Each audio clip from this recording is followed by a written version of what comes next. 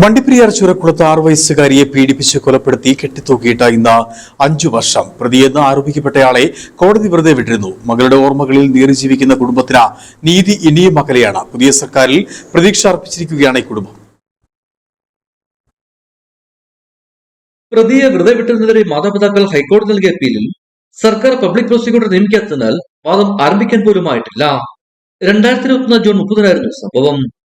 പ്രോസിക്യൂട്ടറെ വേഗം നിയമിക്കുമെന്ന് അന്നത്തെ മുഖ്യമന്ത്രി പിണറായി വിജയൻ ഉറപ്പു പറഞ്ഞ് 2 വർഷം കഴിഞ്ഞിട്ടും നടപ്പായില്ല.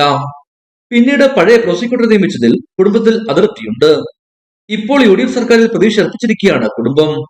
അന്നത്തെ സർക്കാരിന്റെ ആവശ്യപ്രകാരം പ്രോസിക്യൂട്ടറെ നിയമിക്കാൻ 3 പേരുകൾ നൽകിയിരുന്നു. അത് അംഗീകരിച്ചില്ല.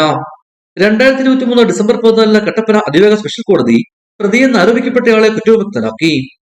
പോലീസിന്റെ വീഴ്ചകൾ അക്കമിട്ട് നിരത്തിയായിരുന്നു ഉത്തരവ്. തുടർന്ന് അന്വേഷണ ഉദ്യോഗസ്ഥനായ TD സുനിൽകുമാറിനെ സസ്പെൻഡ് ചെയ്തിരുന്നു. തുടങ്ങാൻ മരിച്ചിട്ട് അപ്പം മുഖ്യമന്ത്രി കാണാനായിട്ട് അവർ അറിയിച്ചിട്ടുണ്ട്, ഡേറ്റ് അറിയിക്കാമെന്ന് പറഞ്ഞിട്ടുണ്ട്.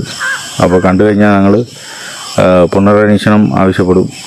അതേപോലെ SC ആക്ട് ഉൾപ്പെടുത്തിക്കൊണ്ട് കേസ് നടത്തണം, പുതിയ പ്രോസിക്യൂട്ടറെ വെച്ച് തരണം എന്നുള്ള കാര്യങ്ങളൊക്കെ ഞങ്ങൾ ഉൾപ്പെടുത്താനായിട്ട് തീരുമാനിച്ചിട്ടുണ്ട്. അപ്പോൾ നമുക്ക് എങ്ങനെയും നീതി കിട്ടണമെന്നുള്ളതാണ് ഞങ്ങളുടെ കുടുംബത്തിൻ്റെ ഞങ്ങളുടെ ആവശ്യം.